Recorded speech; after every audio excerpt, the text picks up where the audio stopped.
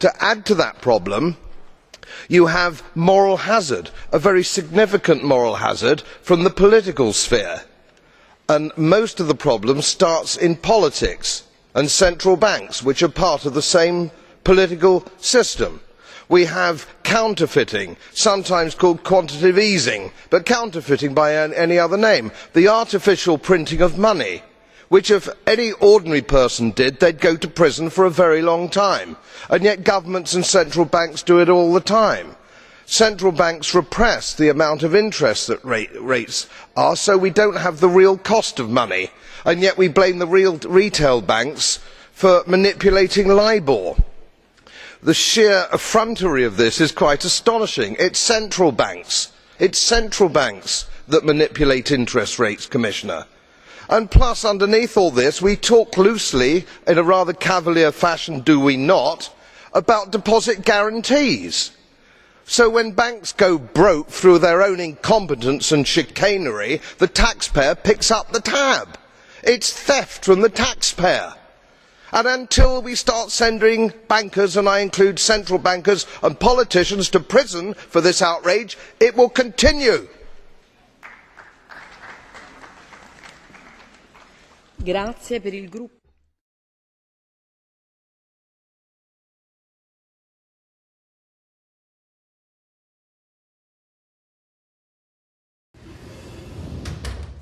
Have you heard this idea about the Robin Hood bankers' tax? Yes. It's a sweet little idea, taxing the banks to help the poor, but I don't think it'll work. It's very complicated and would be very tough on the banking sector. Which has just been given billions of pounds of taxpayers' money to keep it going.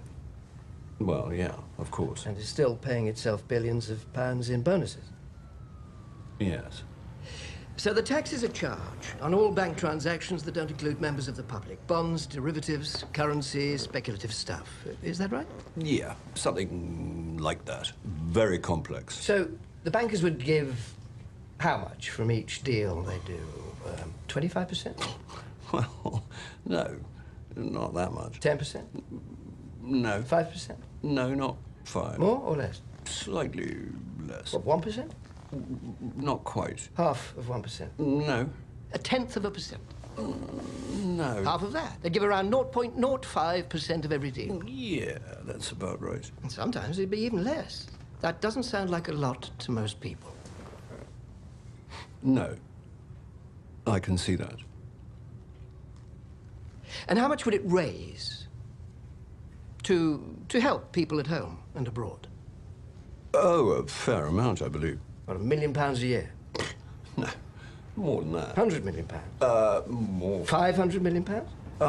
Well, £1 billion a year? No, it's slightly more than that, I'm told. £10 billion? More. £50 billion? Yeah, that sounds about right. In fact, I believe it's likely to be more than £100 billion. Could be double that. Could be more than double. Possibly. Right. So let me get this clear. A tiny tax on the banks could raise billions of pounds every year to help save lives in the poorest countries, fund crucial action against climate change around the world, and help avoid cuts to crucial public services in this country. Gosh. Well, yeah. That is about the, sum of it. I don't know. Perhaps it's, quite a good idea.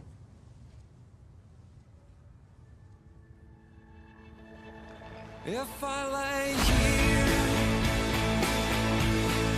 if I just lay here, would you lie with me and just forget the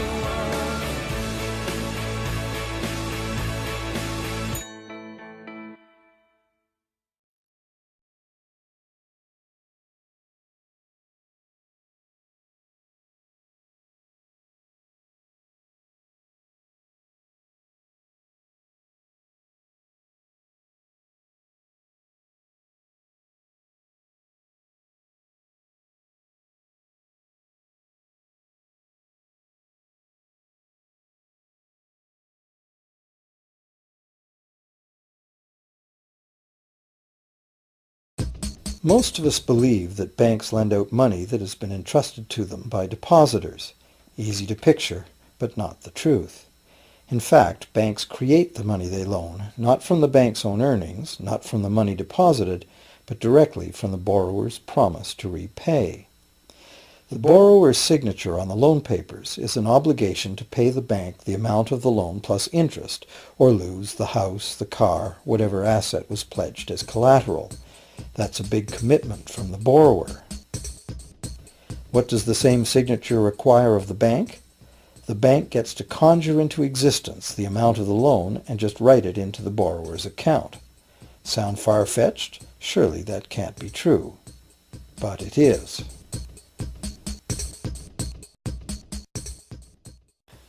To demonstrate how this miracle of modern banking came about, consider this simple story, the goldsmith's tale.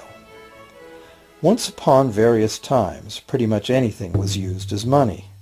It just had to be portable, and enough people had to have faith that it could later be exchanged for things of real value, like food, clothing, and shelter.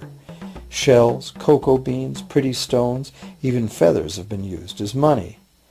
Gold and silver were attractive, soft, and easy to work with, so some cultures became expert with these metals. Goldsmiths made trade much easier by casting coins, standardized units of these metals whose weight and purity was certified. Well, to protect his gold, the goldsmith needed a vault, and soon his fellow townsmen were knocking on his door, wanting to rent space to safeguard their own coins and valuables. Before long, the goldsmith was renting every shelf in the vault and earning a small income from his vault rental business. Years went by, and the goldsmith made an astute observation.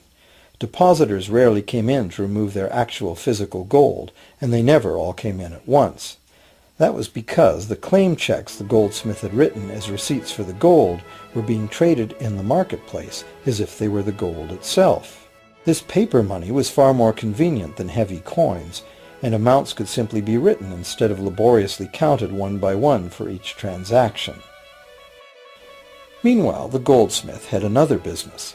He lent out his gold, charging interest. Well, as convenient claim check money came into acceptance, borrowers began asking for their loans in the form of these claim checks instead of the actual metal. As industry expanded, more and more people asked the goldsmith for loans. This gave the goldsmith an even better idea. He knew that very few of his depositors ever removed their actual gold, so the goldsmith figured he could easily get away with lending out claim checks against his depositors' gold, in addition to his own.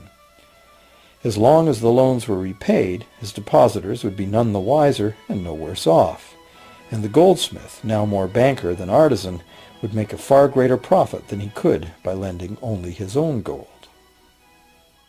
For years, the goldsmith secretly enjoyed a good income from the interest earned on everybody else's deposits. Now a prominent lender, he grew steadily richer than his fellow townsmen, and he flaunted it. Suspicions grew that he was spending his depositors' money. His depositors got together and threatened withdrawal of their gold if the goldsmith didn't come clean about his newfound wealth.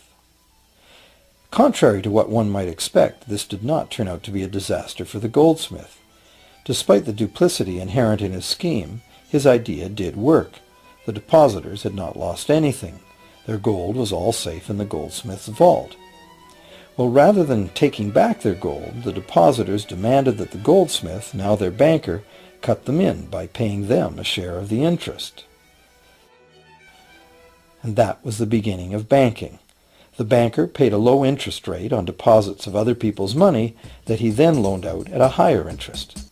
The difference covered the bank's cost of operation and its profit. The logic of this system was simple, and it seemed like a reasonable way to satisfy the demand for credit. However, this is not the way banking works today. Our goldsmith banker was not content with the income remaining after sharing the interest earnings with his depositors, and the demand for credit was growing fast as Europeans spread out across the world. But his loans were limited by the amount of gold his depositors had in his vault. That's when he got an even bolder idea. Since no one but himself knew what was actually in his vaults, he could lend out claim checks on gold that wasn't even there. As long as all the claim check holders didn't come to the vault at the same time and demand real gold, how would anyone find out?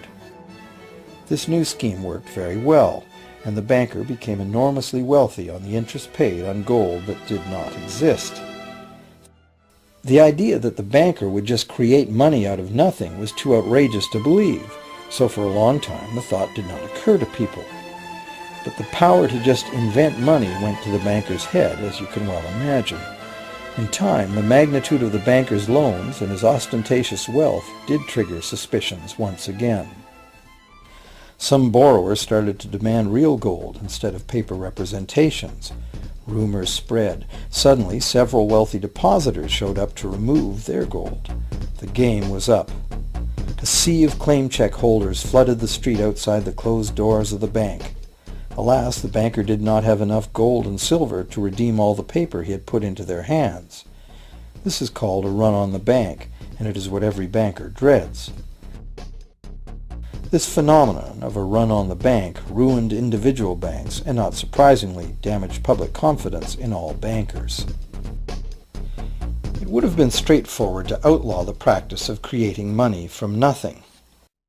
But the large volumes of credit the bankers were offering had become essential to the success of European commercial expansion, so instead the practice was legalized and regulated.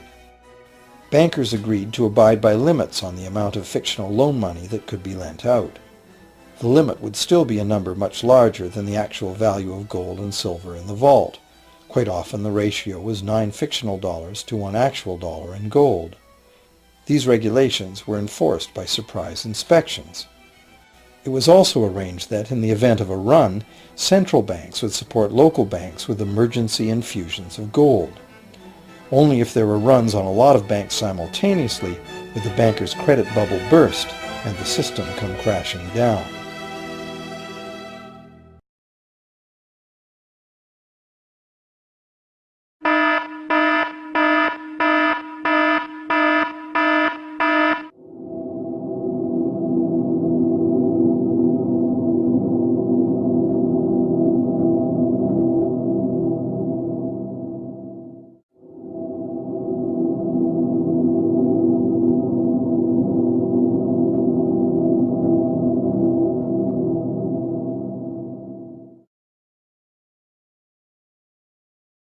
Simply because I've been engaged in some rather delicate work on behalf of our cousins in the United States, and it's been quite a dangerous work, is that we have been exposing the biggest corruption story in the history of the world, which is basically concerns the derivatives operation.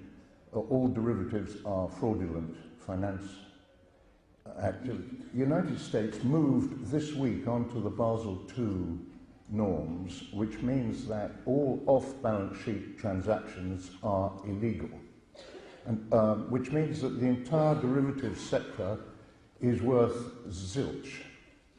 Now, the reason that the pound in your pocket is a piddly little coin, which you can't even buy the Daily Telegraph with, is precisely because this leveraging and hypothecation of fraudulent finance activity has been taking place. Now, it was originated in the bowels of what I call the US intelligence power, and the proxy name for that is the CIA, but actually we're referring to 16, possibly 18 agencies which are subsidiary to the CIA, including the FBI. The brains behind this is Dr.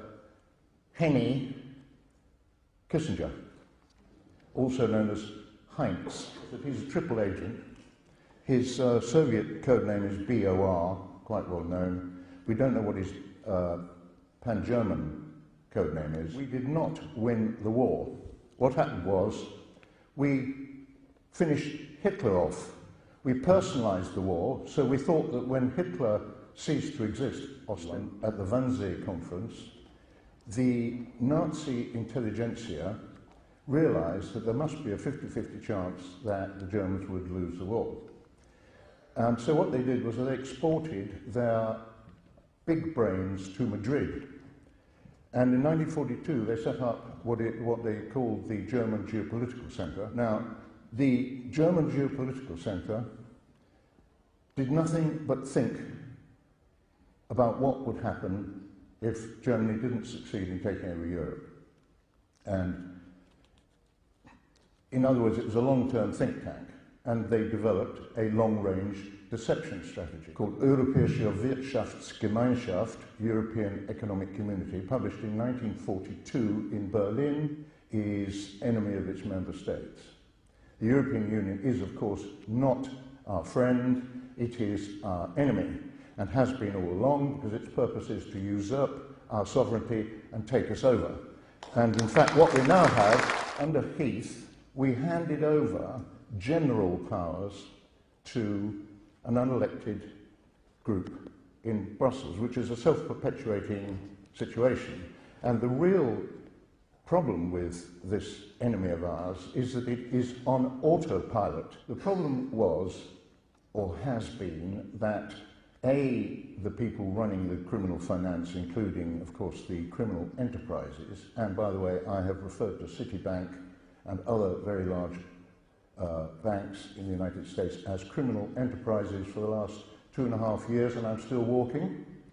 And the reason for that is that if you go into the main courthouse in New York and you pull up Citibank, you would have to spend about 3 weeks taking down information about the court cases concerning Citibank and fraud, which are still before the court, and that's just one court. Anyway, what happened this week is that the Chinese have made available to the United States, or to the Federal Reserve, 10 metric tons of gold. It's been loaned to them. It's a sort of loan, but of course there are huge strings attached. And it's no coincidence that Hillary Clinton, who is up to her neck in this corruption, as you will know from the Clinton background. In fact, what we're talking about is a two-pronged attack on the main enemy. The main enemy, according to the Germans and the Soviets, is Britain and the United States. I'm going to have to make a very big apology to my noble friend, the noble Lord Sassoon, because I'm about to raise a subject which I shouldn't raise, and which is going to be one which I think is now time to put on a higher awareness and to explain to the House as a whole, as I don't think they have any knowledge of. I'm sorry the noble Lord Strathclyde is not with us at the moment, because this deeply concerns him also. But for the last 20 weeks, since yesterday afternoon, I have been engaged in a very strange dialogue with the two noble lords, in the course of which I've been trying to bring to their attention the willing availability of a strange organisation which wishes to make a great deal of money available to assist the recovery of the economy in this country. For want of a better description of their name, I'll call them Foundation X. It's not their real name, but it'll do for the moment. Foundation X was introduced to me 20 weeks ago last week by a very eminent city firm, FSA controlled, by its chairman, who came to me, and its chairman said, "We have this extraordinary request to assist in doing this major financial reconstruction. It's mega bucks, but we need your help to assist us in understanding whether this business is legitimate." I had the biggest put down of my life from the noble Lord Strathclyde when I told him this story first of all. He said, "Why you? You're not important enough to have the answer to a question like that." And he's quite right. My noble Lord, I'm not important enough, but the answer to the next question was, "You haven't got the experience for it." Yes, I do. I have had one of the biggest experiences in the laundry of terrorist money and of funny money that anybody's had in the city. I've handled billions of terrorist money. Not into my pocket. The biggest terrorist client I had was the IRA, and I'm pleased to say that I managed to write off more than £1 billion of their money. I've also had extensive connections with North African terrorists, but that's of a far nastier nature, and I don't want to talk about that because that's still a security issue. I would also hasten to add, it's no use getting the police in for me, because I shall immediately call the Bank of England as my defence witness, as they put me in to deal with these problems. So the point is that I was, in the course of doing this very strange activity, I got a very interesting set of phone numbers and references which I could go to for help when I needed it. And so people in the city have known that if they want to check out anything that looks at all odd, they can come to me and I can press a few phone numbers and get a reference. And so they came to me and asked me whether I would get them a reference and a clearance on Foundation X. And for 20 weeks I've been endeavouring to do so. I myself have come to the absolute conclusion that they are completely genuine and sincere, and that they are quite directly wishing to make the United Kingdom one of the principal points for which they will use to disseminate their extraordinary great wealth into the world at this present moment as part of an attempt to seek the economic recovery of the global economy. And so I made the phone call to my noble friend Lord Strathclyde on a Sunday afternoon. I think he was sitting on his lawn, poor man. And he did the quickest ball pass I've ever seen. If England can do anything like it at Twickenham on Saturday, we have a chance against the All Blacks. And the next thing I knew, I'd got the noble Lord Sassoon on the phone instead. And he, from the outset, took the quite right, proper defensive attitude of total scepticism and said, this possibly can't be right. In the course of the following weeks, I had, first of all, the noble Lord Sassoon said, go and talk to the Bank of England. So I phoned the Governor of the Bank of England and said, could he please check this out for me? And he came back after about 3 days and said, you can get lost. I'm not touching this with a barge pole. It's far too difficult. Take it back to the Treasury. So I did. And within another day, the noble Lord Sassoon had come back and said, this is rubbish. It can't possibly be right. So I said, well, I'm going to work more on it.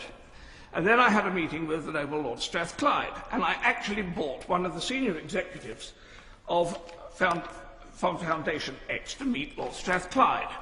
I have to say that as first dates go, it was not a great success. Neither of them ended up by inviting the other one up for a coffee or a drink at the end of the evening, and they didn't exchange telephone numbers in order to be able to follow up the call. In fact, I found myself between a rock and a hard place, represented by both a rock and a hard place, which were totally paranoid about each other. Because the Foundation X people have got an amazing obsession with their own security. They are expecting only to be contacted by somebody equal to head of state status, or somebody who has an international security rating equal to the top 6 people in the world. And this is such a strange situation. So both the noble Lord Sassoon and the noble Lord Strathclyde both came up with what should have been an absolute killer argument as to why this could not be true and we should forget it. Noble Lord Sassoon's argument first was that these people were offering evidence, or they claimed evidence, that they had lodged £5 billion with British banks last year. And they gave dates and they gave transfer dates and the details of these transfers. And as noble Lord Sassoon said, if that was true, it would stick out like a sore thumb. You couldn't have £5 billion popping out of a bank account without it disrupting the balance sheet completely. But I remember that about the same time that those transfers were being made, the noble Lord Miners was indulging in his game of rearranging the deck chairs on the Titanic of the British banking community. And if he had had 3 banks at that time, which had had, say, a deficiency of £1.5 billion each, then you'd pretty well have absorbed the entire £5 billion, and you wouldn't have the sore sum stick out on this at that time, because you'd have put £1.5 billion into each of 3 banks, and you'd have lost the lot, or absorbed the lot. That would be a logical explanation. I don't know. Noble Lord Strathclyde came up with a much different argument. He said, this cannot be right. This cannot be right because these people said at the meeting with him that they were still effectively on the gold standard from back in the 1920s, and that their entire currency holdings throughout the world, which were very large, were backed by bullion. And the noble Lord Strathclyde came back and said to me, he's had analysts working on it, and this has to be stuff and nonsense. Because, he said, they had come up with a figure for the amount of bullion that would have been needed to cover their currency reserves as claimed, which would be more than the entire value of bullion that had ever been mined in the history of the world. I'm sorry, but the noble Lord Strathclyde is wrong. His analysts are wrong, because what he had done was he had tapped into the sources which are available, and there is only one definitive source for the amount of bullion that has ever been taken from the Earth's crust, and that was a National Geographic magazine article 12 years ago. And whatever figure it was that they quoted was then quoted again by 6 other sites on the internet, on Google, and so everybody's quoting one original source, and there is no other confirming authority. But if you tack into the Vatican accounts of the Vatican Bank, you come up with a claim of total bullion. The noble lord is into his 15th minute. I wonder if he could draw his remarks to a conclusion. The total value of the Vatican Bank reserves would claim to be more than the entire value of gold ever mined in the history of the world. Now, my point on all of this is that we have not proven any of this. Foundation X are saying at this present moment that they are prepared to put up the entire £5 billion for the funding and creation of the